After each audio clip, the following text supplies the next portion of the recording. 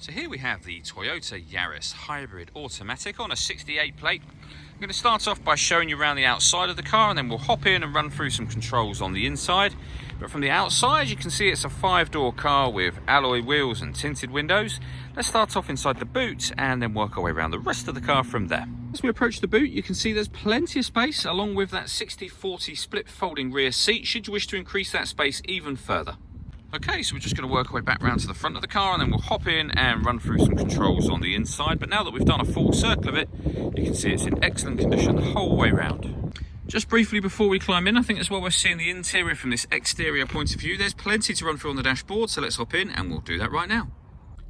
Okay, now that we're inside the car, we're going to start with the dials. On the right hand side we have the fuel gauge, we have the speedometer in the middle, and then on the left hand side we have the gauge will let you know whether the car batteries are charging, whether you're driving in eco mode or using the power, i.e. the engine power of the car.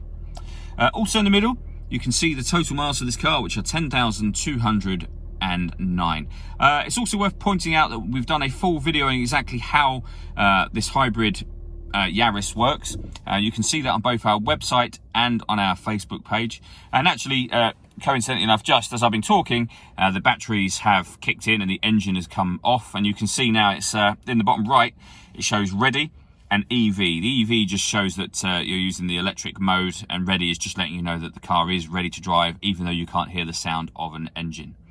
If we back out to the steering wheel, on the left hand side we have stereo controls, and on the right hand side the ability to answer and end phone calls. That is of course once you pair the phone up, and that is done over on the touchscreen just here. Amongst other things, this is where you'll also find your music.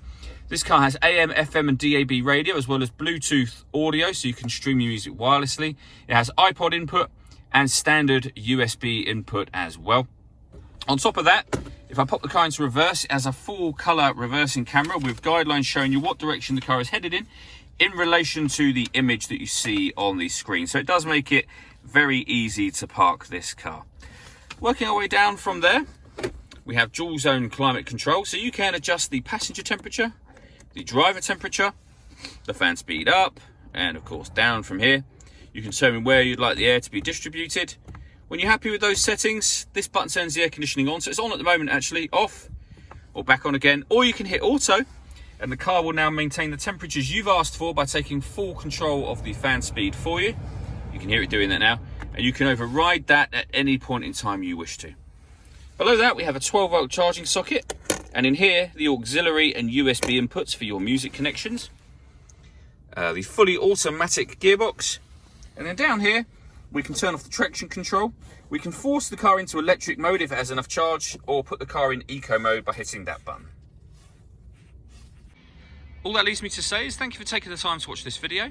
If you'd like to come and see the car in person and have a test drive, please feel free to call any of our MJA sites. We'd love to hear from you soon.